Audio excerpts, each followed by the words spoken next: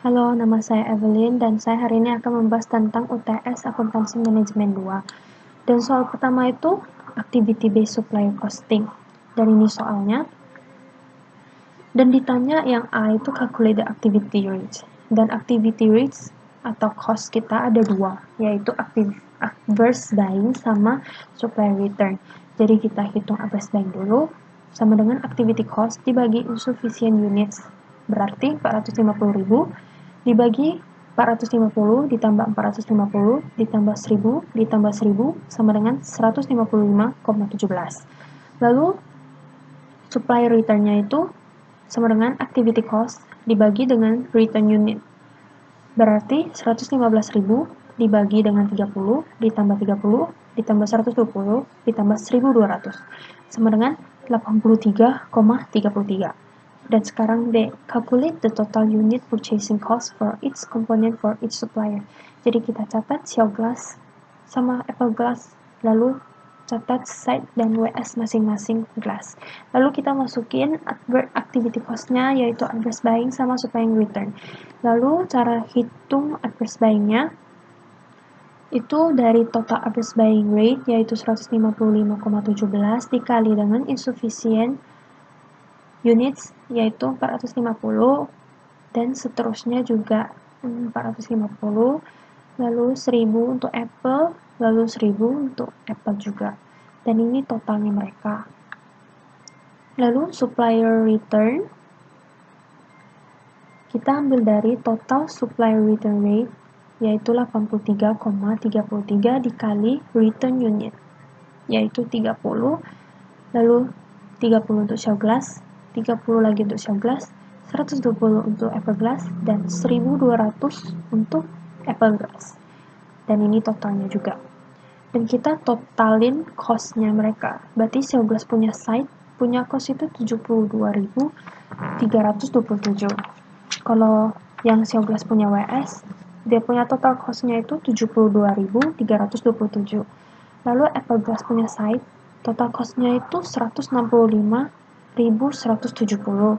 Lalu WS punya total cost sama dengan 255.166. Lalu kita akan bagi dengan unit purchase. Unit purchase yaitu 15.000 untuk Shell Glass dan 24.000 untuk Apple Glass. Dan kita catat di sini. Dan unit cost-nya total dari Shell Glass punya site itu 4,82 dan Shell Glass dibagi Shell Glass bagian WS itu 4,82. Lalu Apple Glass punya site yaitu 6,88. Lalu Apple Glass punya WS yaitu 10,63. Lalu kita tambah dengan unit purchase price, yaitu untuk Shell Glass itu 47 sama 122. Lalu untuk Apple Glass itu 42 sama 120. Lalu kita taruh ke sini, lalu ditambah, yaitu total on each supplier cost. Atau dapat dibilang itu total unit purchasing cost, yaitu yang untuk Shell Glass punya site itu total unit purchasing cost-nya itu 51,82. Lalu Shell Glass WS punya total unit purchasing cost-nya itu 126,82. Lalu Apple Glass bagian site punya total unit purchasing cost itu 48,88. Lalu Apple Glass punya WS punya total unit purchasing cost yaitu 130,63. Lalu yang C. Lalu sekarang yang C, dia nanya kenapa kita harus menggunakan value change analysis dan explain it by link to strategic cost management. Karena value change analysis membantu company untuk mengerti tentang bagaimana menambah value ke something atau subsequently, dan bagaimana kita menjual produk dan service lebih banyak dibandingkan value sekarang. Dan soal kedua itu tentang productivity productivity measurement, dan ini soalnya. Lalu ditanya yang pertama itu compute the practical productivity ratio for each machine, dan describe each machine compared to existing result. Lalu yang kedua itu calculate the impact of each machine to the profit earned by Roxxon Company and the total profit from all machine. Saya gabungin pertanyaan ini dua dijadikan satu. Semacam mesin A dipisah dengan mesin B gitu. Dan ini saya kopas dari soal yang ini sampai mesin A saja. Dan kita akan mencari vertical productivity ratio-nya. Dan sini saya masukkan inputnya, yaitu material productivity ratio sama labor productivity ratio. Dan cara mencari existing machine sama machine A punya material productivity ratio-nya itu dengan kita membagikan output dibagi dengan input punya material. Berarti yang untuk existing machine 300.000 dibagi dengan 600.000 sama dengan 0,5. Lalu untuk mesin A punya material berarti 360 dibagi dengan 600.000 sama dengan 0,6. Lalu untuk labor productivity ratio itu untuk existing machine itu dari outputnya 300.000 dibagi dengan inputnya labor sama dengan 2. Dan yang mesin juga sama, berarti 360.000 punya output dibagi dengan input punya labor 150.000 sama dengan 2,4. Lalu kita akan cari dia punya linked productivity measurement. Dan kita buat tabel kayak gini. Lalu kita taruh input, material, sama labor. Lalu kita taruh PQ kali P, AQ kali P, PQ kali P dikurang AQ kali P. Kita cari PQ-nya dulu. 360.000 dapat dari machine A punya output dibagi dengan existing machine punya productivity ratio yaitu 0,5. Berarti 360.000 dibagi 0,5 sama dengan 720.000. Lalu untuk labor kita ambil sama juga dari machine A punya output dibagi dengan labor productivity ratio yaitu dibagi 2. Berarti 360.000 dibagi dengan 2 sama dengan 180.000. Lalu untuk PQ dikali P yaitu 720.000 dikali P-nya itu ambil dari unit price of material A. Berarti 22. Berarti 720.000 dikali 22 sama dengan 15.840.000. Habis itu untuk cari labor punya PQ kali P sama dengan 180.000 dikali dengan 15 punya unit price sama dengan 2.700.000. Lalu AQ-nya itu kita sisa langsung ambil dari machine A punya. Nih, machine A punya material sama labor, kita kopas taruh sini. Lalu AQ dikali P, berarti dari ambil di sini 600.000 dikali lagi dengan yang sini.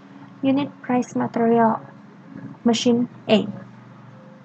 Dan totalnya itu 13.200.000.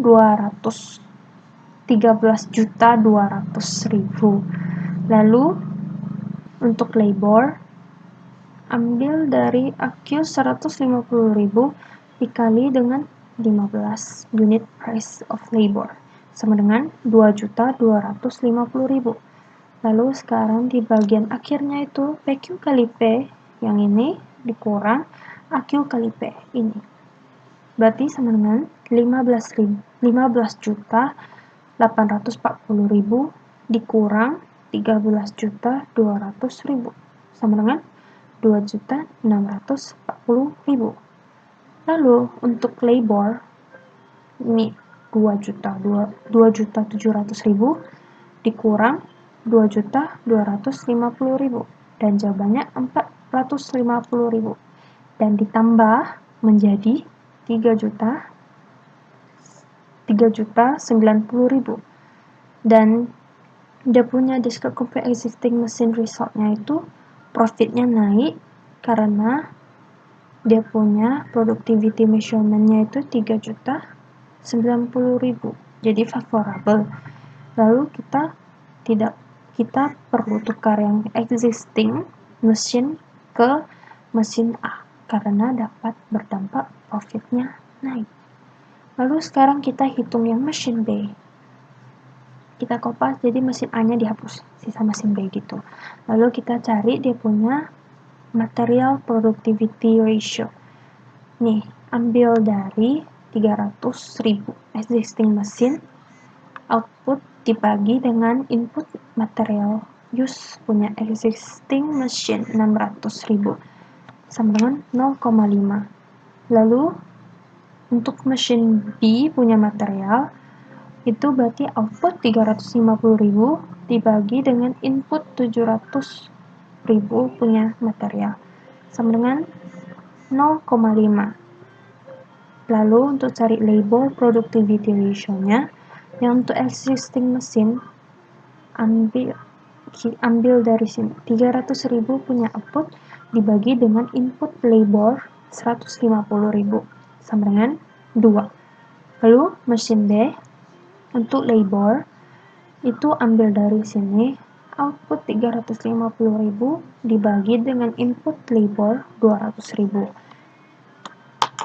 sama dengan 1,75. Dan ini profit linked productivity measurement, berarti ini yang nomor 2-nya. Kita sama kayak yang atas ini, kopas taruh sini. Lalu kita cari PQ-nya. PQ-nya itu dari 350.000 dibagi 350.000 mesin B dibagi 0,5 sama dengan 700.000. Lalu untuk labor punya PQ dari 350 juga dibagi dengan 2 existing mesin sama dengan 175.000.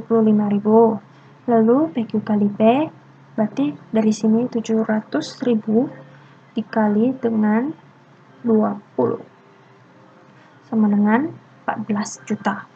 Lalu untuk labor ini ambil dari 175.000 dikali dengan 13 sama dengan 2.275.000. Lalu AQ ambil dari sini. Mesin D punya material sama labor. Ambil 700 sama 200 dan taruh sini. Lalu hitung ini dari 700.000 dikali 20 sama dengan 14 juta. Lalu untuk labor 200.000 dikali 13 sama dengan 2.600.000. Dan ini PQ kali P kurang AQ kali P. Berarti 14.000 dikurang 14.000 sama dengan 0. Lalu untuk labor 2.275 dikurang 2.600.000 sama dengan berarti dia min, berarti min 325.000. Lalu ditambah jadi negatif atau min 325.000. Jadi dia unfavorable karena profitnya menurun menjadi 325. Dan seharusnya kita tidak tukar ke mesin B. Seharusnya kita memakai existing mesin karena tukar ke mesin B akan berdampak buruk untuk profit kita. Dan sekarang nomor 3. tentang theory of constraints, dan soalnya yang ini ditanya determine the unit of each product that should be produced in order to maximize profit. What is the total contribution margin earned by this optimal mix? Jadi pertama-tama kita harus cari X dan Y-nya dulu. Kita anggap Immune Boost itu X dan Mentagrowth itu Y. Lalu di soal sini juga ada tulis Immune Boost using 1,60 mesin hours per unit dan Mentagrowth using 0,80 mesin hours per unit.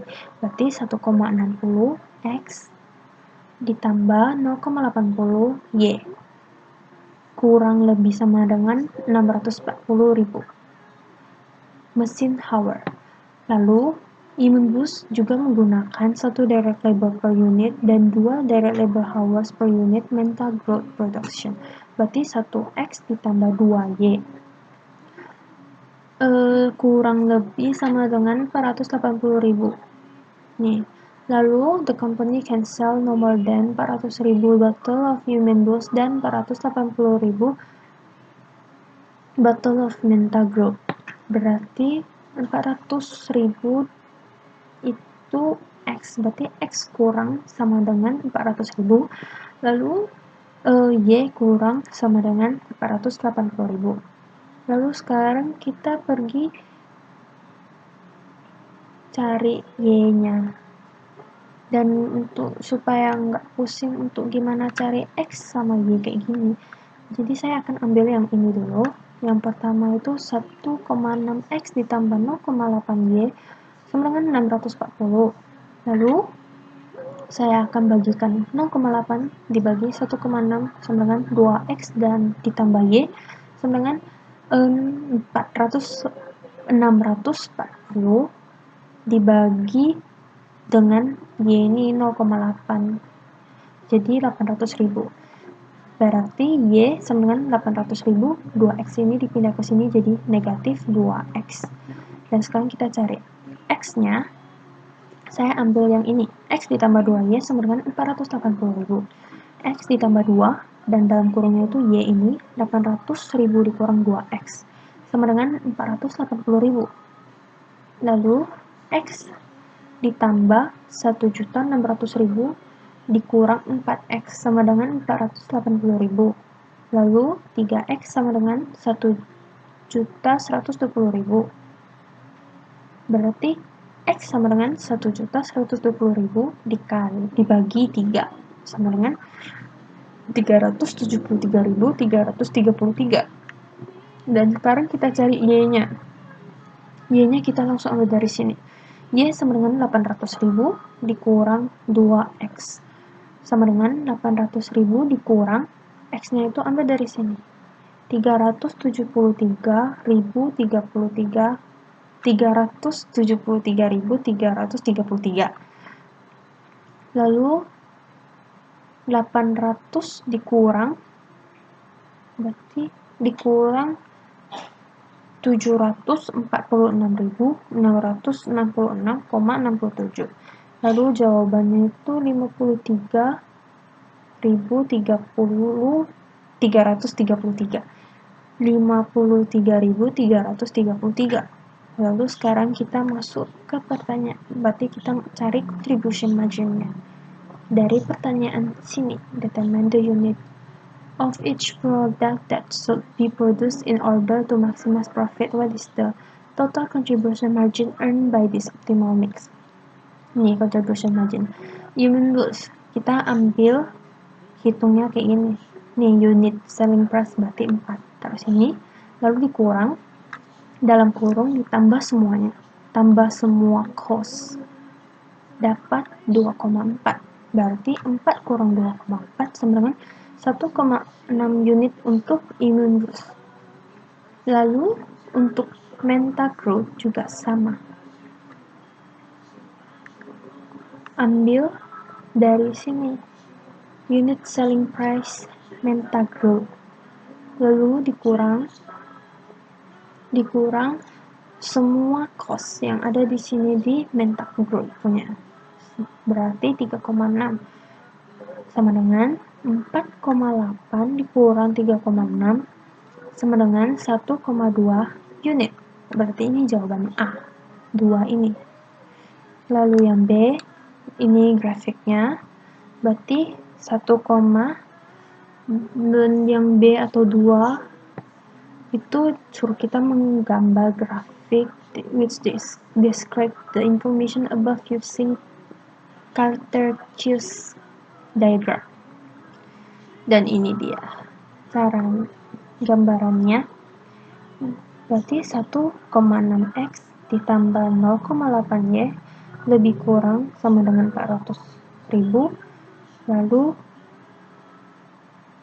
x ditambah 2y kurang lebih sama dengan 480.000. Dan ini jawaban B-nya dan grafiknya. Nomor 4 itu tentang inventory management, dan dia itu dibagi menjadi 2, yaitu Delfina sama Mimi Corporation. Dan saya akan membahas tentang Delfina dulu, dan ini soalnya. Lalu pertanyaan nomor 1 itu calculate the EOQ. Berarti rumus EOQ itu akar 2 dikali D dikali P dibagi C. Berarti akar 2 dikali 80.000 dikali 15 dikali 1,5 sama dengan 1265 unit. Lalu sekarang disuruh hitung carrying cost, ordering cost, dan total cost of EOQ. Jadi saya akan hitung carrying cost dulu. Carrying cost punya rumus itu C dikali Q dibagi 2. Berarti C itu 1,5 dikali 1265 dibagi dengan 2 sama dengan 948,75. Lalu saya akan hitung ordering cost-nya itu, rumusnya itu D dikali P dibagi Q. Berarti D-nya itu 80.000 dikali P-nya itu 15, lalu dibagi Q itu 1265. Q itu EOQ sama dengan 948,62. Lalu sekarang cari total cost of the EOQ. Berarti itu total dari carrying cost ditambah total ordering cost. Berarti 948,75 ditambah 948,62 sama dengan 1890,7,37. Lalu yang ketiga atau C itu dia suruh kita mengassume that the average rate of usage is 250 pounds per day. Assume all that the lead time is 7 days. What is the reorder point? Berarti reorder point sama dengan rate of usage dikali dengan lead time.